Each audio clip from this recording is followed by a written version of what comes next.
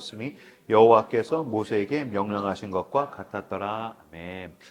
라이트하우스 서울숲에 오신 여러분들을 진심으로 환영합니다. 저는 임영규 목사입니다. 지난주는 구정이었으니까 뺀다면 저희는 지금 레위기 시리즈를 진행을 하고 있고, 어떻게 하나님께 나아갈 것인가라는 주제로 레위기 시리즈 오늘 세 번째 시간, 능력의 자리로 초대하신다라는 제목으로 함께 하나님 말씀 나누도록 하겠습니다. 레위기 지금 세 번째 시간인데 좀 복습을 해볼까요? 첫 번째 시간 그리고 두 번째 시간은 레위기 5대 제사에서 두 가지를 살펴보았습니다. 첫 번째는 이제 번제에 대해서 살폈습니다. 이제 제물을 준비해서 흠없는 양을 데리고 와가지고서 잡아가지고서 싹 다 태우는 것. 이제 구정에도 많은 곳에서 우리나라 이곳 저곳에서 제사를 드렸겠지만 이제 이렇게 냅두죠. 그럼 이제 조상신이 와서 먹는다, 귀신이든 뭐든 와서 먹는다고 하는데 이건 싹 다 태워서 올려 보냅니다. 왜 그런 짓을 하는 것입니까? 죽음의 주인이 하나님이시다. 생명의 주인이 하나님이고 죽음의 주인이 하나님이시다라는 것으로 전적인 헌신을 고백하는 것이 번제다라는 이야기를 나눴고, 두 번째 시간 이제 화목제물에 대해서 이야기를 나눴습니다. 화목제물은 뭐냐면은 똑같이 제사를 올려드리지만 이렇게 고기 덩어리는 사람들이 먹는 거죠. 그래서 나눠 먹습니다. 혼자 먹는 것이 아니라 나눠 먹는다. 이것에 대해서 무슨 의미가 있는가? 나에게 있는 모든 좋은 것은 다 하나님으로부터 온 것입니다. 그리고 이것은 나 혼자 먹는 것이 아니라 이렇게 나눠 먹는 것이다. 그래서 화목은 흘러간다라는 것에 대한 이야기를 나눴고, 오늘은 그 세 번째 시간 제사장 위임식에 대한 이야기를 함께 좀 나누려고 합니다. 레위기가 1장에서 7장까지는 교육과 이론입니다. 교육과 이론이에요. 그래서 이제 5대 제사, 번제, 소제, 화목제, 속제제, 속건제 5가지 제사에 대해서 나와 있고, 7장까지 교육과 이론이 끝나면 이제 실습이 나옵니다. 그럼 이제 실습을 해야 되죠. 아직까지 제사를 한 게 아니에요. 7장까지는 5대 제사가 이제 교육으로, 이론으로 나와 있어요. 그럼 이제 제사를 드려야 되는데, 제사를 드리려면 그거를 집행하는 사람이 필요하잖아요. 제사장이 필요하죠. 그래서 8장이 되면은 본격적으로 제사를 드리기 전에 앞서서 제사장을 위임하는 것입니다. 그래서 오늘 본문은 이제 제사장 위임식. 제가 레위기 시리즈를 준비를 하면서 책을 한 15권 정도를 사다 놓고 읽고 있는데, 한 권 정도는 여러분들이 같이 보면은 좀 좋겠다. 제가 이게 레위기 시리즈를 하면서도 막 여러분들이 와서 처음에 목사님 레위기 한다 그래서 너무 어려울 것 같고, 이게 안 그래도 어려운 책이니까 너무 막 부담스럽고 그랬는데 목사님이 레위기를 설교해 주시니까 진짜 너무 편하고 쉽고 막 그런 것 같아요 라는 얘기를 듣고 싶어요. 그런 얘기 좀 해줬으면 좋겠어. 그런 마음으로 내가 준비하고 있거든. 근데 이제 그런 얘기를 안 해줘서 이제 이런 얘기를 대놓고서 이제 엎드려 절받기를 하고 있는데, 이 책은 진짜 쉬워요. 그래서 제가 5대 제사를 다 다룰 수가 없잖아요. 지금 번제, 화목제하고 건너뛰는 거예요. 그래서 좀 더 자세히 보기를 원한다 그러면은 책 제목이 드라마 레위기입니다. 드라마 레위기. 두란노에서 나왔고 김경렬 님께서 지으셨어요. 제가 봤을 때 이 책은 제일 쉬워요. 여러분들이 되게 쉽게 볼 수도 있을 것 같아요. 그래서 좀 레위기를 어쨌든 우리가 한 12주 정도 가니까 레위기를 조금 더 심도 있게 보고 싶으신 분들은 드라마 레위기를 알아서 구매를 해서 좀 보시면 좋을 것 같습니다. 자, 오늘은 제사장 위임식에 대한 이야기를 하겠습니다. 아마 라이트하우스 소수배 오랜만에 왔거나 아니 처음 왔거나 비그리스도인이 있을 수 있겠죠. 교회 가자고 해서 친구가 가자 그래서 왔는데 젠장 제사장 이야기가 나랑 뭔 상관이야. 내가 왜 제사장 이야기를 들어야 되지? 라는 생각을 하실 수도 있어요. 그렇지 않아요.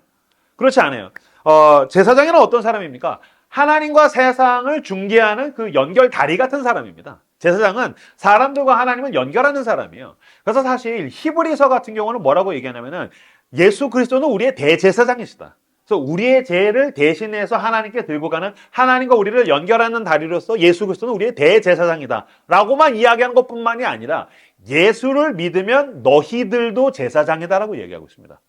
그러니까 예수 그리스도를 믿으면 그리스도인들은, 모든 그리스도인은 제사장이다라고 이야기하는 것이 신약에서 계속해서 강조하는 지점입니다. 자, 베드로전서 2장 5절 말씀 한번 볼까요? 같이 화면을 보시고 읽겠습니다. 시작. 예수 그리스도로 말미암아 하나님이 기쁘게 받으실 아멘. 너희도 예수 그리스도로 말미암아 하나님이 기쁘게 받으실 신령한 제사를 드릴 거룩한 제사장이 될지라. 너희도 그런 거룩한 제사장이 되어야 된다라고 얘기하고 있죠. 베드로전서 2장 9절 같은 경우는 훨씬 더 깊게 얘기합니다. 자, 함께 읽겠습니다. 시작. 그러나 너희는 택하신 족속이요 왕 같은 제사장들이요 거룩한 나라요 그의 소유가 된 백성이니 이는 너희를 어두운 데서 불러내어 그의 기이한 빛에 들어가게 하시니에 아름다운 선포하게 하려 하심이라. 아멘. 너희는 왕 같은 제사장들이요. 이는 너희를 어두운 데서 불러내서 기이한 빛에 들어가게 하시니 아름다운 덕을 선포하게 하려고 너희를 왕같은 제사장으로 삼으셨다. 어두운 곳에서 불러냈대요. 그래서 기이한 빛으로 들어가게 했대요. 이게 뭡니까? 구원이죠. 구원이란 무엇입니까? 죽어서 천국 가는 겁니까? 아니요, 아니요. 그건 나중에 죽어서 일이고 살아있잖아요. 살아있는 우리에게서 구원이란 무엇입니까? 어두운 곳에서 예수 그리스도께서 우리를 불러내서 신비의 빛 가운데로, 은혜의 빛 가운데로, 기이한 빛으로 우리를 불러내셨대요. 초대하셨대요. 그리고 나서 이제 우리를 왕같은 제사장으로 삼으셨다는 것입니다.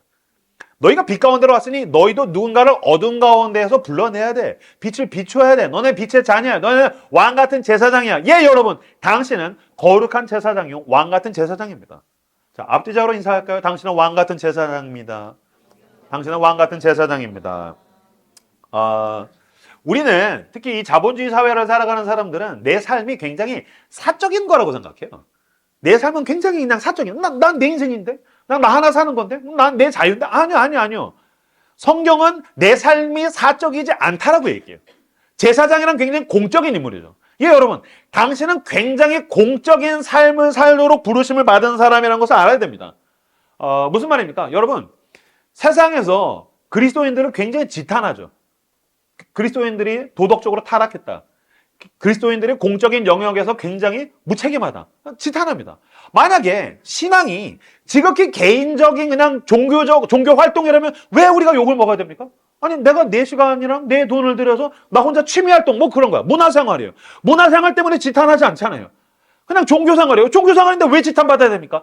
모두가 알고 있는 겁니다. 너넨 세상과 하나님을 연결해야 되잖아.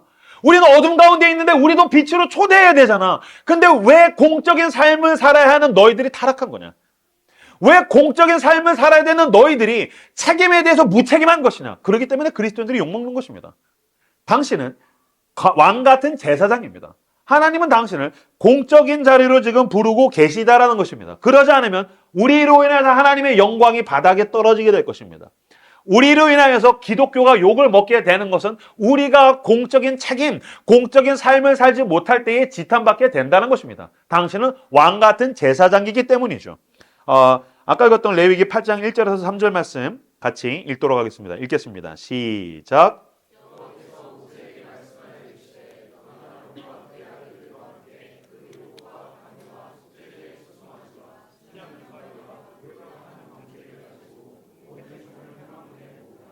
아멘. 하나님께서 모세를 통해서 대제사장 아론과 그 아들들을 제사장으로 세우셨어요. 근데 이때 뭐라고 했습니까? 맨 마지막 3절에 보니까 온 회중을 회막문에 모으라. 모두가 모른 자리에서 하는 거예요. 무슨 뜻입니까? 너희는, 제사장은 이제 공적인 인물이다. 너희는 사적인 삶을 살 수 없다. 너희는 하나님께 속한 사람이다. 번제로 드려졌지 않느냐? 화목제물로 하나님께 드려졌지 않느냐? 너는 사적인 삶을, 너의 이기적인 욕망을 위해서 살 수 없다. 너는 이제 공적인 삶을 살아야 된다고 하나님께서 드러내시는 것입니다. 근데 이때 목사님, 내가 무슨 공적인 삶을 삽니까? 나는 자격도 없고 조건도 없고 할 줄 아는 것도 없고 난 성경도 잘 모르고 나 그냥 나 하나 교회 다닌 건데 내가 무슨, 목사님 전 자격이 없어요. 저는 조건이 안 될 것 같아요. 저는 그 정도의 능력이 안 되는 사람이 훈련을 못 받았어요. 아니요. 지금 어떤 사람이 제사장이 되었는가를 보시면 여러분들도 충분하다는 것을 알게 될 것입니다. 누굽니까? 아론과 그의 아들들입니다. 자, 아론과 그의 아들들은 누굽니까? 성경에 대한 지식이 있는 분들은 아론이라는 이름이 가지고 있는 의미를 좀 알 것입니다. 출애굽기 32장에 보면은 아론이 우상을 만드는 장면이 나옵니다. 출애굽기를 좀 더 설명을 드리죠. 이집트, 전 세계 최고의 강대국이었던 이집트의 노예로서 이스라엘 사람들이 살고 있습니다.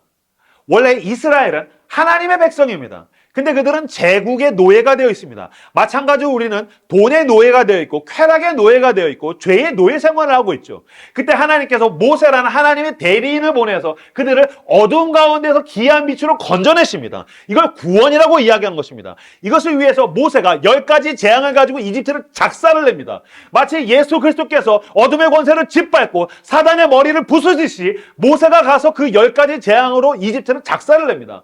그리고서 모세를 따라서 출애굽하게 되죠. 이때 모세는 하나님의 대리인이기 때문에 10가지 재앙을 일으켰지, 막 지팡이로 가리키면 막 홍해가 갈라지지, 반석을 치면 막 물이 나오지. 하나님은 눈에 안 보이지만 모세가 있으니까 그나마 좀 안심을 하면서 따라갈 수가 있는 거죠. 근데 문제가 생겼어요.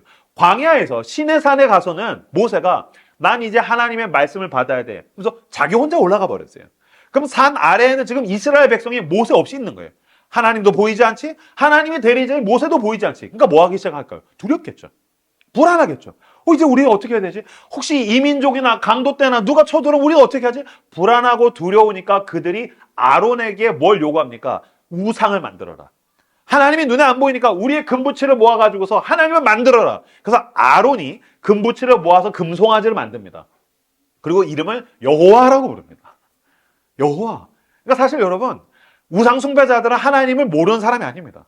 하나님을 안 믿는 사람이 아닙니다. 지 마음대로 믿는 사람이 우상 숭배자인 겁니다. 금송아지를 만들어 놓고 여호와다, 이게 하나님이다라고 했었습니다. 그러니까 지금 아론은 어떤 사람입니까? 우상 숭배자입니다. 그는 우상을 만든 주도자고, 그는 우상을 만든 사람들의 공범입니다. 근데 그 사람을 누구로 세웠다고요? 대제사장으로 세웠어요. 무슨 얘기입니까? 그는 아무런 자격이 없는 사람입니다. 아론은 제사장으로서 자격이 없는 사람입니다. 게다가 그 아들도 당연하죠. 자격이 없는 사람들입니다. 그러면 이게 누가 제일 화가 날까요? 제가 모세였었으면 빡쳤을 것 같아요. 하나님, 왜 내가 아닙니까? 내가 대제사장 아닙니까? 왜 내 아들이 아니고 아론과 그 아들입니까? 정확한 이유는 모르겠지만 어쨌든 이 본문이 가지고 있는 이 아론과 그의 아들들이 제사장에 대한 의미는 이렇습니다. 자격이 없는 자에게 은혜로 세우심을 주신다는 것입니다. 자격이 없는 자가 제사장으로서 은혜로 하나님께서 그들을 세우신다라고 이야기를 하는 것입니다. 마찬가지입니다. 하나님께서 저에게 뭔가를 맡기십니다. 하나님께서 당신에게 뭔가를 맡기십니다. 그건 이 교회 안에서의 직분일 수도 있고, 여러분의 직업일 수도 있고, 재능일 수도 있고, 돈일 수도 있고, 어떤 무언가가 될 수 있습니다. 하나님께서 세상과 하나님을 연결하려고 나에게 공적으로 제사장으로서 뭔가를 맡깁니다. 이건 내가 자격이 있어서 주신 게 아닙니다.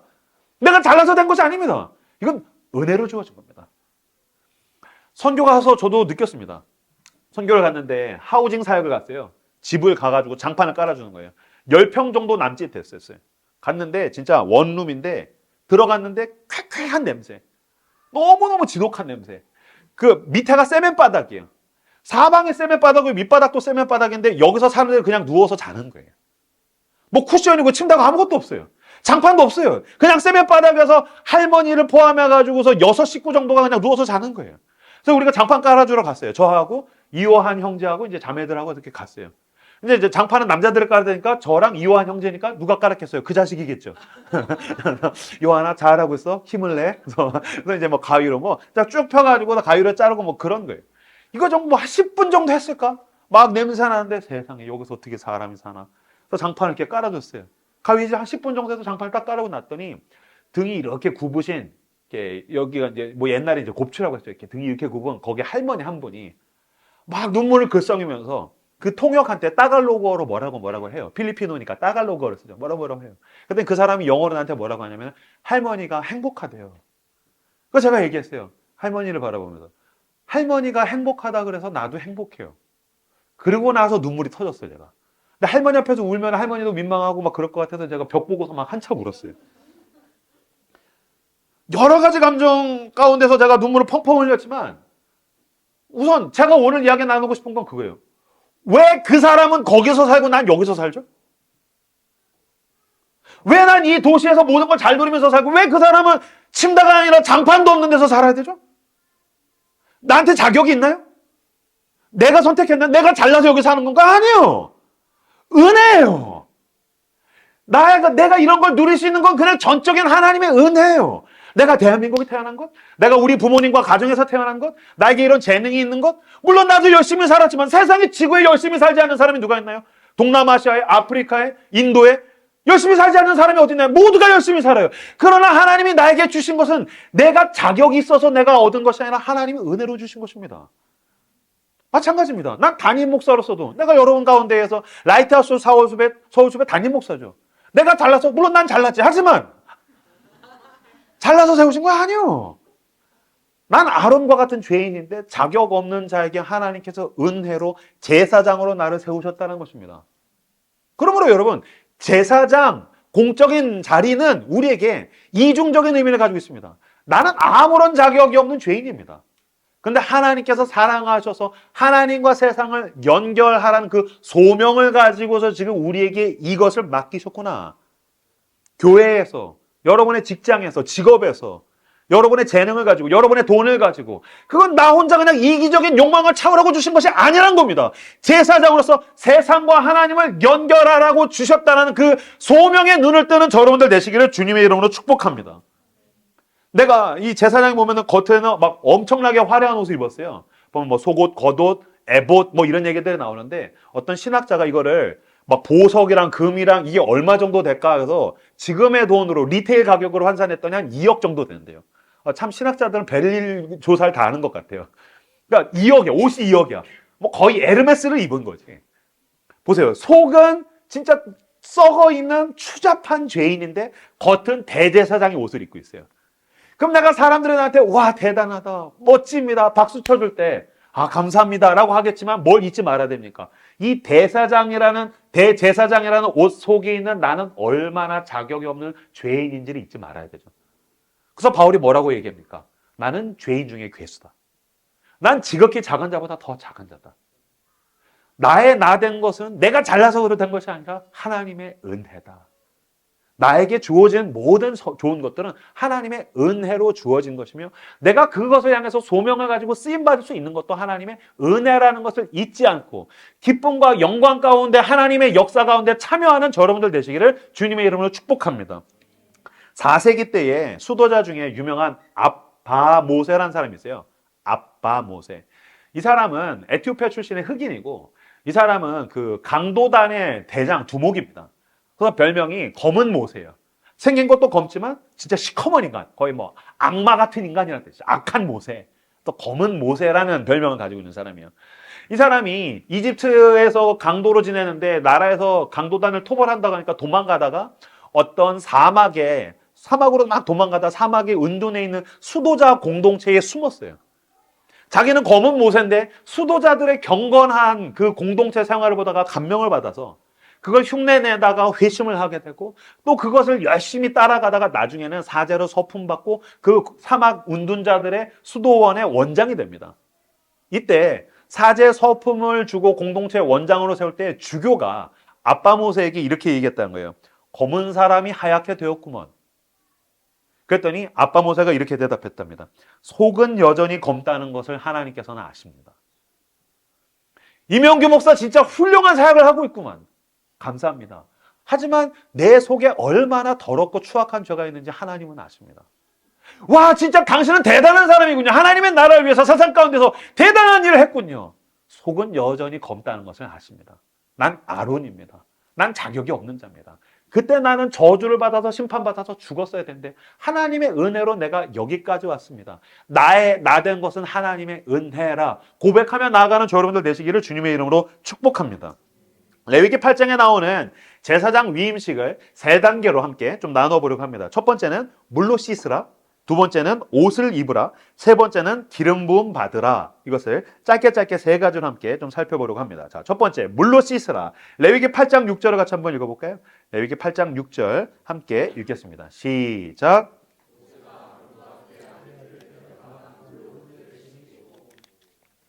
첫 번째는 물로 씻었습니다. 그래서 모세가 아론 대제사장과 그 아들들 제사장들을 데려다가 물로 씻겼습니다. 물로 씻겼다는 것은 뭐를 의미할까요? 회개하라는 것을 의미합니다. 회개해라. 하나님은 죄인을 쓸 수가 없으니 그리스도의 보혈의 은혜로 회개해야 된다. 주님 앞에 나가서 회개해야 된다는 것을 의미합니다. 제사장은 세상과 하나님 사이의 중재자거든요. 그럼 생각해 보세요. 어떤 생각이 들까요? 내가 왜 이 인간들 때문에 이렇게 힘들어야 되지? 심지어는 대제사장이면은 백성들의 죄 때문에 내가 죽을 수도 있습니다.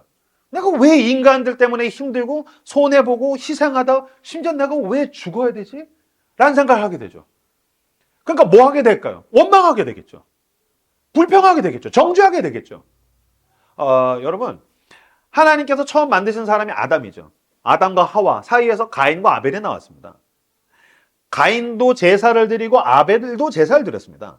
그때 가인의 제사는 받지 않으셨고 하나님이 아벨의 제사를 받으셨습니다. 이걸 놓고서 어떤 목사님들은 그래서 아벨은 고기로 드렸으니까 그건 받으셨고 곡식의 제사는 안 받으셨다는데 그건 조금 과잉 해석인 것 같고 분명한 건 뭐냐면은 하나님이 가인의 제사를 안 받았어요. 그럼 문제가 누구에게 있을까요? 가인에게 있겠죠. 그 인간이 평상시에 행실이 그지 같든지 회개가 필요하든지 뭐가 이유가 있으니까 가인의 제사를 안 받았을 거 아니야. 그럼 하나님이 내 제사를 안 받았으면 먼저 뭘 봐야 됩니까? 나를 돌아봐야 되죠. 근데 나를 돌아보지 않으니까 누굴 보게 될까요? 아벨을 보게 되죠. 아벨을 보면서 시기하고 질투하고 원망하고 질책하고 정죄하고 저놈이 문제다. 근데 그냥 시기하고 질투했다라고 나와 있지 않습니다. 가인이 어떻게 했습니까? 아벨을 죽였다라고 나와 있습니다. 무슨 뜻입니까? 적극적으로 회개하지 않으면 더 적극적으로 죄를 짓게 됩니다. 적극적으로 나를 돌아보고 회개하지 않으면 더 적극적으로 죄를 짓게 됩니다. 그래서 오늘 처음으로 최우선으로 제사장 준비를 시킬 때 첫 번째로 뭘 합니까? 물로 씻겨서 회개시키는 것입니다. 무슨 뜻입니까? 넌 너 자신을 돌아봐야 된다. 넌 너 스스로를 회개해야 된다. 넌 늘 하나님 앞에서 회개하며 정결함을 유지하기 위해서 넌 최선을 다해야 된다. 이것이 첫 번째다라고 지금 제사장에게 알려주는 것입니다.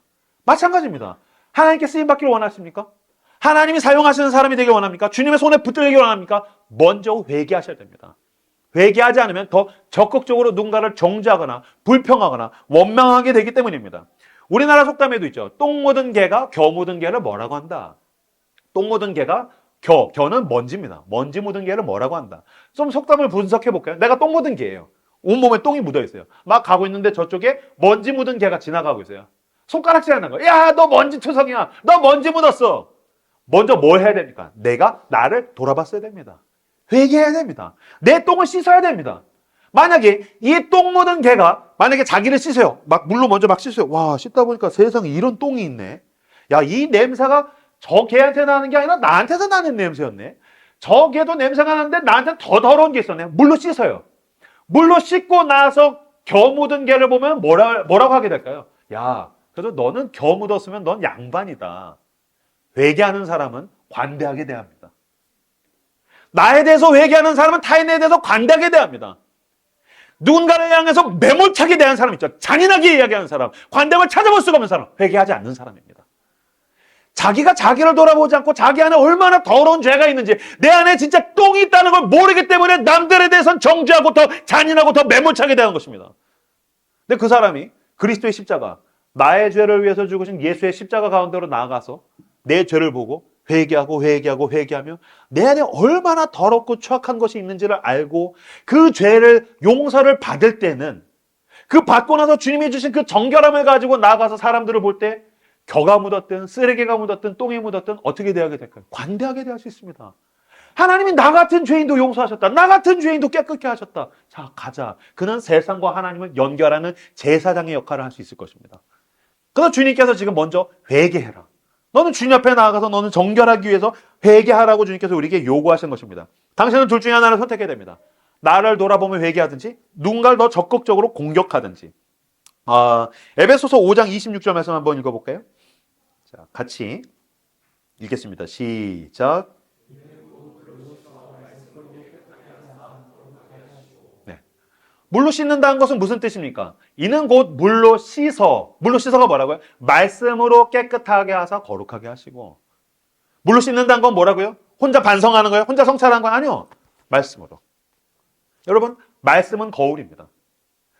당신이 말씀을 가지고 나를 돌아보지 않았다면, 나 자신을 돌아보지 않았다면 나는 확신할 수 있습니다. 당신 속에 어마어마하게 더럽고 추악한 것이 그대로 있을 것입니다. 당신이 느끼는 악취는 당신의 가족의 것이나 당신의 직장 동료의 것이나 다른 사람의 것이 아닙니다. 당신의 것입니다. 말씀은 거울입니다. 말씀으로 비춰보면 내가 얼마나 더럽고 추악한지 알게 됩니다. 말씀은 샤워기의 물줄기입니다. 말씀으로 보면 그 말씀으로 인해서 내가 정결해집니다. 말씀으로 인해서 내가 회개하게 됩니다. 말씀으로 깨끗하게 씻어야 됩니다. 말씀으로 나를 돌아보며 말씀으로 나를 깨끗하게 씻는 저 여러분들 되시기를 주님의 이름으로 축복합니다. 그래서 하나님께 쓰임받고 싶다면 주일날 예배가 나의 영성 생활의 전부가 되면 안 됩니다. 당신은 매일마다 말씀 가운데로 나가 나를 돌아보고 말씀으로 나를 씻어서 정결해질 때에, 여러분, 하나님은 능력이 있는 사람을 찾으시지 않으십니다. 그분은 모든 능력을 다 가지고 계십니다. 그분은 어떤 사람을 찾을까요? 그분은 정결한 사람을 찾으십니다. 그분은 깨끗한 도구를 쓰시는 하나님이십니다. 깨끗한 그릇, 깨끗한 도구, 깨끗한 사람, 깨끗한 영혼을 찾으십니다. 하나님 앞에 회개하고 주님이 주신 그 정결함으로 주님의 손에 붙들린 깨끗한 도구들 되시기를 주님의 이름으로 축복합니다. 자, 첫 번째는 물로 씻으라, 두 번째는 옷을 갈아입으라, 옷을 입으라. 자, 레위기 8장 7절에서 9절 말씀 같이 한 목소리로 읽겠습니다. 시작.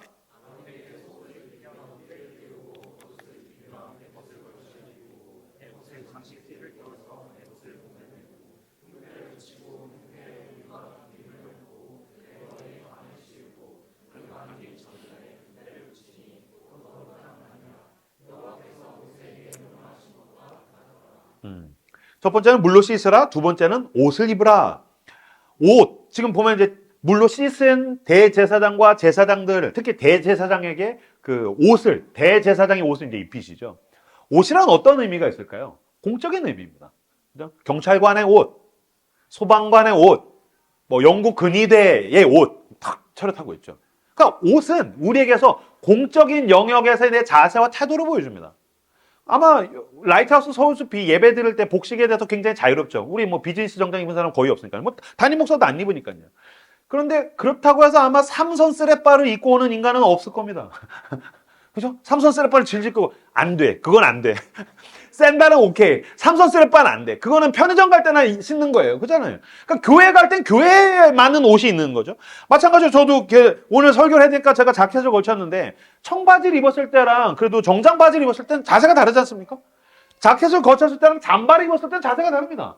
청바지 입고 그냥 아무데나 주저앉고 잠바 입고 그냥 이렇게 있다가 자켓이라도 입으면 그냥 허리가 펴지지 않습니까?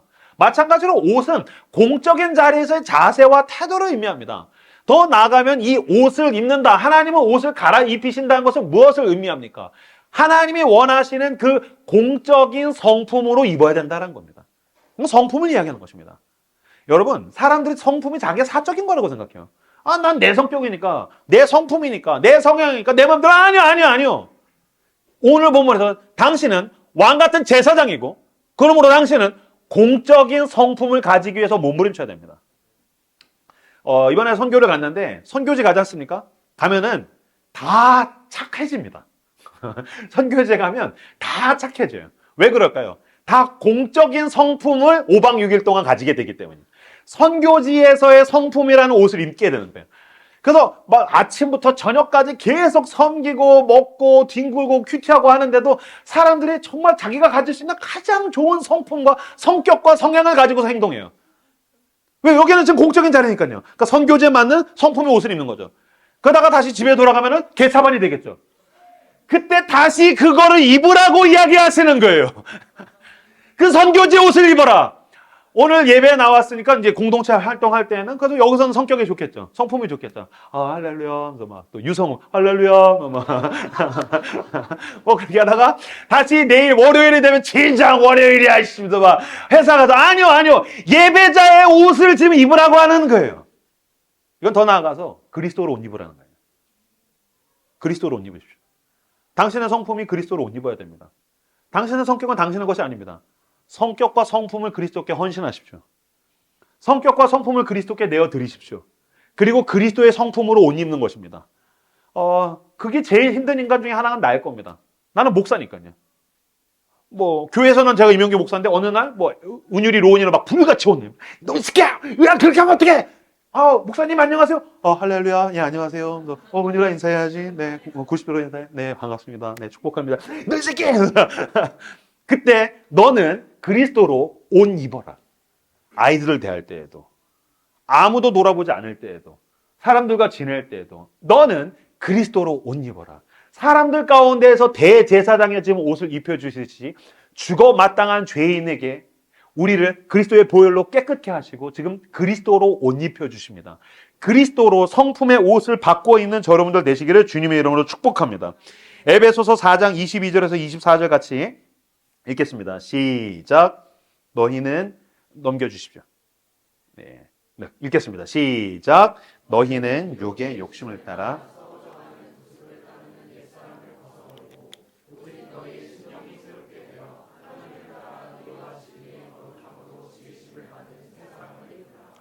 너희는 유혹의 욕심을 따라 썩어져가는 구습을 따르는 옛사람을 벗어버리고 나 원래 그래요. 벗어버리고 나 원래 이렇게 살았다니까요. 벗어버리고 저 죄인이라 그래요. 벗어버리고 뭐 10년째 똑같은 옷을 입고 있는 사람이 누가 있겠습니까? 그렇죠? 새 옷을 입고 싶잖아요. 마찬가지로 그 옷을 벗어버리고 새 사람을 입으라. 와, 저 크리스찬은 너무 성격이 좋은 것 같아. 그것을 옷 입고. 와, 우리 교회에 있는 저 사람은 정말 성품이 너무 근사한 것 같아. 모방하는 거죠. 흉내내는 거죠. 행사하는 거죠. 그 사람으로 옷 입고. 무엇보다 날마다 주님과 동행하는 가운데 정말 예수 그리스도는 어떻게 이럴 수가 있지? 내가 너무나도 사랑하는 우리 예수님, 예수 그리스도로 성품의 옷을 입고 새 사람을 입고. 그래서 여러분, 왜 사람이 잘 안 변하죠? 물론 안 변하는 것 같습니다. 그럴 때 어떻게 해야 됩니까? 계속해서 모방하고 행세하셔야 됩니다. 추구하셔야 됩니다. 그 새 옷을 입을 때에 그렇게 노력하고 행세하고 모방하고 흉내 내다가 보면 결국엔 내 성품이 그렇게 바뀌게 되는 것입니다. 이번에 선교를 갔는데 한 자매가 너무너무 열정적이에요. 너무 헌신적이에요. 우리 교회 애들에게도 그렇고, 선교팀에서도 그렇고, 또 그 선교지에 있는 선교지 교회와 아이들에 대해서 너무너무 주도적이고 열정적이고 헌신적인 거예요. 그래서 마지막 날인가 이제 아침에 같이 큐티를 하다가 저뿐만 아니라 이렇게 여러 사람들이 되게 칭찬해 줬어요. 자매 진짜 헌신적이다. 자매 진짜 열정적이다. 정말 아이들이랑 이렇게 대할 때 너무 멋있다. 그랬더니 이 자매가 얼굴이 굳더니 사실 자기는 원래 그런 사람은 아니에요. 자기는 의지가 굉장히 약하다는 거예요. 자기는 굉장히 게으르다라는 거예요. 자기는 다시 이 선교가 끝나고 돌아가면은 그 옛날의 모습으로 돌아갈까 봐 사실 지금 걱정이 된다라는 거예요. 그래서 제가 이렇게 얘기해 줬어요. 괜찮아. 지금 선교지에서 주님이 너에게 새 옷을 주셨잖아. 이게 너야. 그건 과거의 너고 너는 예수 그리스도로 옷 입으면 되는 거야. 그 옷을 벗어버리고. 저는 의지가 약해요. 저는 이기적이에요. 저는 입이 거칠어요. 저는 불평이 많은 사람이에요. 그 옷을 벗어버리고. 저는 부정적이에요. 전 염려가 많아요. 전 인간관계 잘 못해요. 전 이기적이에요. 그 옷을 벗어버리고 그리스도로 옷 입으라. 행사하는 거죠. 흉내내는 거죠. 더 추가하다가 결국엔 그렇게 예수님을 닮은 저 여러분들이 되시기를 주님의 이름으로 축복합니다. 첫 번째는 물로 씻으라, 두 번째는 옷 입으라, 세 번째는 기름 부으라. 자, 레위기 8장 10절에서 12절 말씀 같이 한 목소리로 읽도록 하겠습니다. 읽겠습니다. 시작. 모세가 관유를 가져다가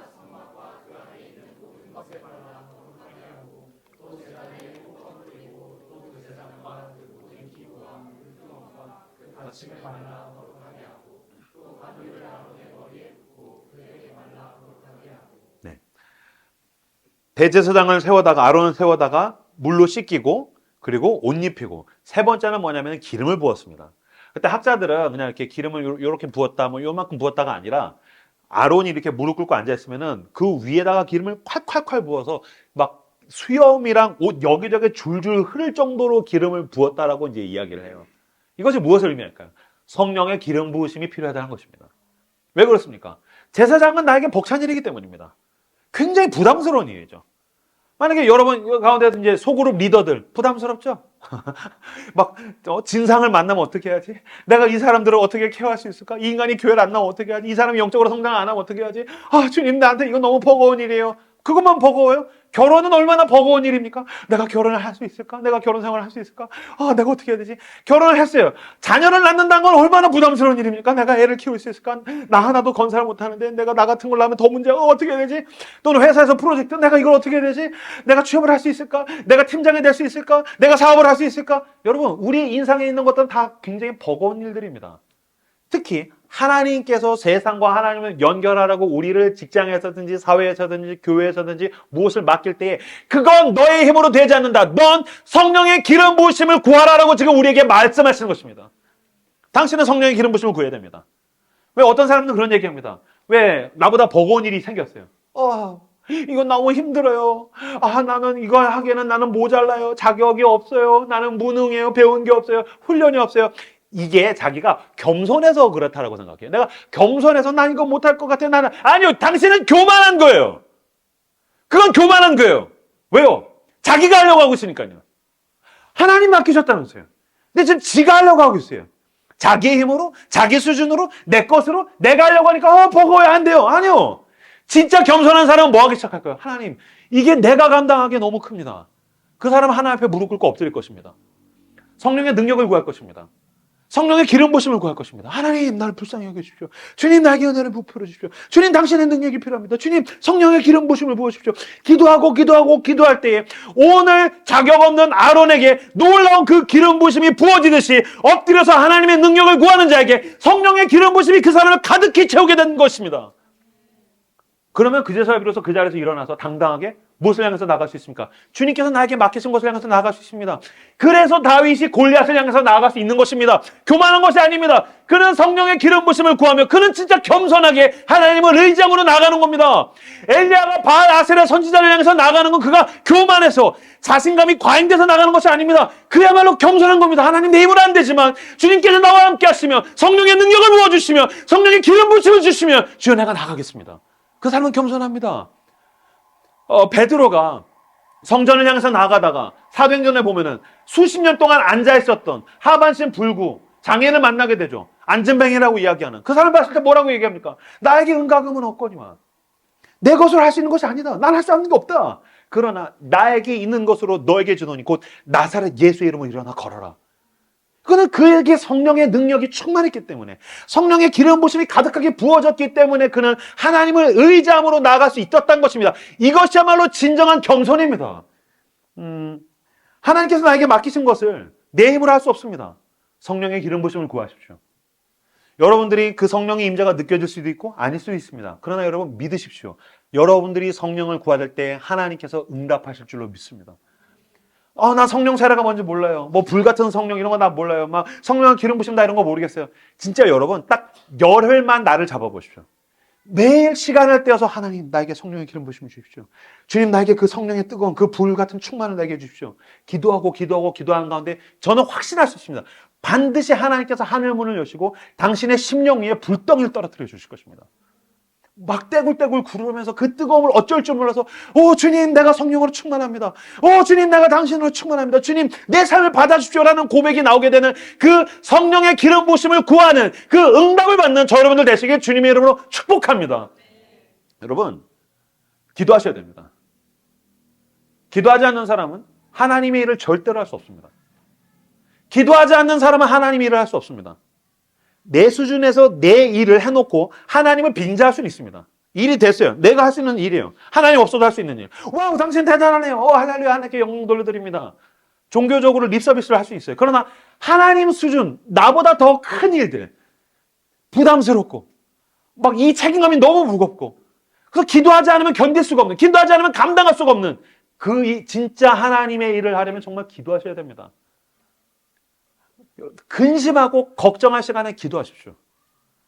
이건 나한테 너무 부담스러운 일이에요. 프로젝트랑 인간관계랑 교회랑 너무 힘들어요. 맨날 징징대고 막 SNS에 막 똥 싸질러대고 서로 막 카페에 가가지고서 막 불평하고 불만하고 막 계속 주저리 떠들어봤자 나에게 어떤 변화가 일어난단 말입니까? 성령의 기름 부심을 구하십시오. 하나님 앞에 나아가십시오. 하나님 앞에 무릎 꿇으십시오. 하나님 앞에 엎드리십시오. 하나님께서 당신에게 응답하실 것입니다. 어저께 설교해야 되는데 저는 매일 토요일 저녁에 되면 제 설교문을 놓고 제 서재에서 엎드려서 막 기도하고 울고 그러지만 어제는 더 서럽게 울었던 것 같아요. 더 불쌍하게 울었던 것 같아요. 왜냐하면 성령의 기름 부으심이 임해야 된다는 건 제가 말로 할 수 있는 얘기가 아니에요. 여러분들 아마 우리 교인들 알 거예요. 제가 얼마나 입이 살아있습니까? 근데 제가 말로 어떻게 설명해요? 이건 나는 설명을 하면 그분이 임하셔야 돼요. 당신과 그분의 문제예요. 난 제사장에 불과해요. 내가 당신과 하나님을 연결하는 거죠. 근데 내가 줄 수 없어요. 나 주고 싶어요. 성령 받아라 막 장풍 쏘고 싶어요. 그러니까 지금 성령 받은 표정들이 아닌 것 같아. 더 불안해지고 있어. 내 힘으로 되는 게 아니에요. 그래서 어제도 저는 설교 준비를 다 끝낸 다음에 설교문을 붙들고 혼자 서재에서 엎드려서 엉엉 우는 거예요. 하나님, 날 불쌍히 여겨주십시오. 이건 내가 말로 할 수 있는 게 아닙니다. 주님, 내가 설명할 수 있는 게 아닙니다. 하나님 응답하셔야 됩니다. 그 사람에게 역사하셔야 됩니다. 주님, 성령을 주십시오. 기도하고 기도하는 가운데 내 마음에 충만한 확신이 채워지기 시작해요. 예, 믿습니다. 주님, 내가 선포할 때에 그 성령께서, 하나님의 성령께서 그 사람을 찾아갈 줄 믿습니다. 내가 선포하고 설교할 때에 그 사람 가운데 놀라운 성령의 충만과 성령의 기름 부심이 떨어질 줄로 믿습니다. 여러분, 하나님 앞에 엎드려 기도하셔야 됩니다. 기도하지 않으면 내 수준의 일을 할 수 있지만 성령의 기름 부심을 구하며 기도할 땐 하나님 수준의 일을 할 수 있게 될 줄로 믿습니다. 성령의 기름 부심이 없으면 절대로 하나님 일을 할 수 없습니다. 예수님께서 사역을 시작하실 때 어떻게 했었습니까? 세례 요한에게 가서 세례를 받죠. 세례를 받고 물에서 요단강에서 나올 때 비둘기 같은 성령이 충만하게 기름 부심으로 예수님에게 임했습니다. 그 성령의 기름 부심, 그 성령의 충만함을 가지고 예수님이 사역을 하시죠.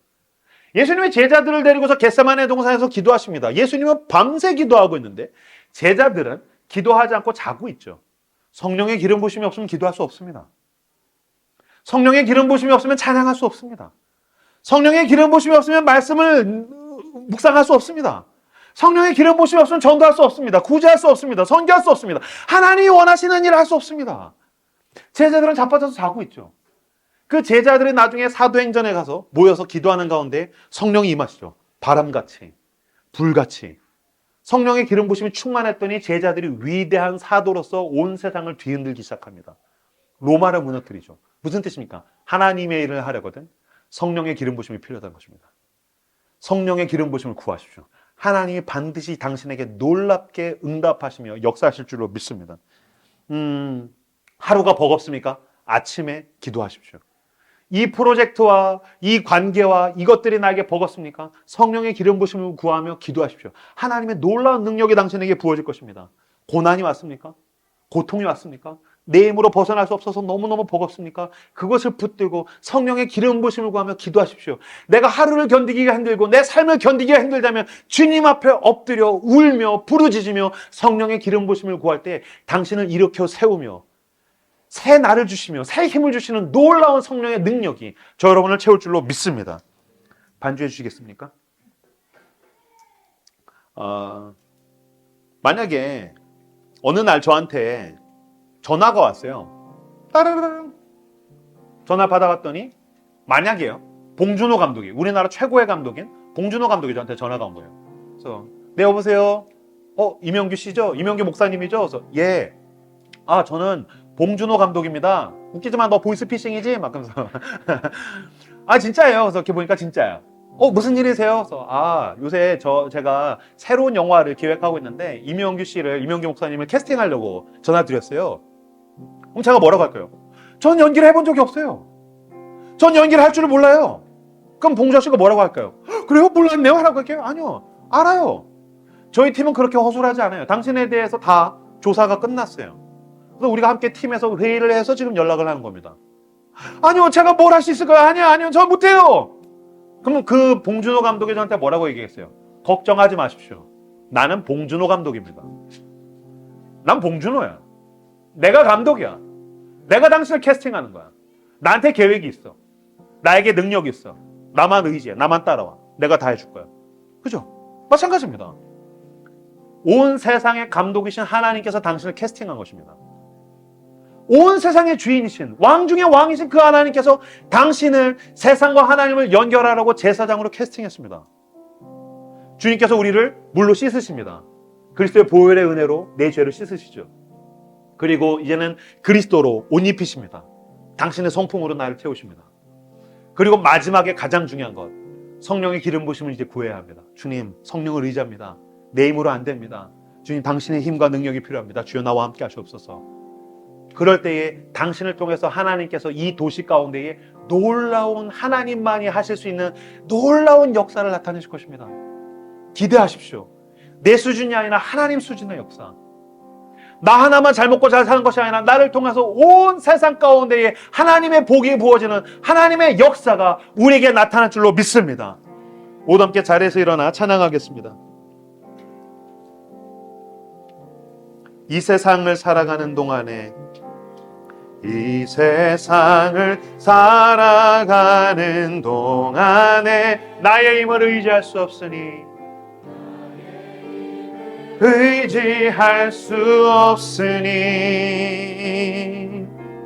기도하고 낙심하지 말 것은 주께서 참 소망이 되심이라. 주의 길을 걸어가는 동안에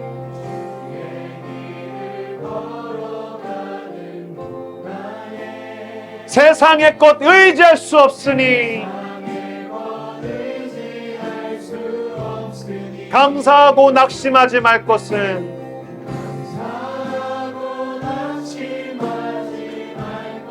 주께서 참 기쁨이 되심이 하나님의 꿈이 나의 비전이 되고 예수님의 성품이 나의 인격이 되고 성령님의 권능이 나의 능력이 되길 원하고 바라고 다시 처음부터 고백합시다. 이 세상을 살아가는 동안에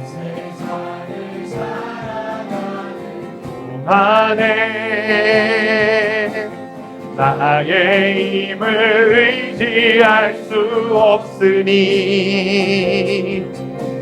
기도하고 낙심하지 말 것은 주께서 참 소망이 되심이 주의 길을 걸어가는 동안에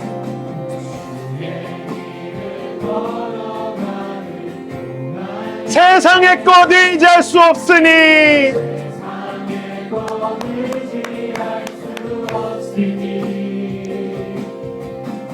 감사하고 낙심하지 말 것은 주께서 참 기쁨이 되심 하나님의 꿈이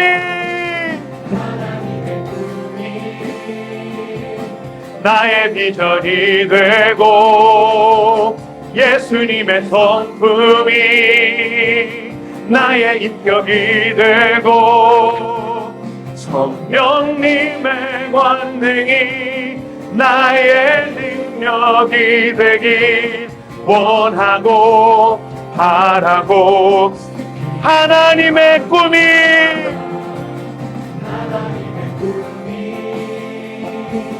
나의 비전이 되고 예수님의 성품이 나의 인격이 되고 성령님의 권능이 나의 능력이 되길 원하고 바라고 이 시간 주신 말씀 붙들고 기도하기를 원합니다. 주여 나를 물로 씻어 주시옵소서. 주여 나를 예수로 옷 입게 하여 주시옵소서. 주여 성령의 기름 부어 주시옵소서. 주여 한번 크게 부르짖으며 기도하며 나아갑시다. 주여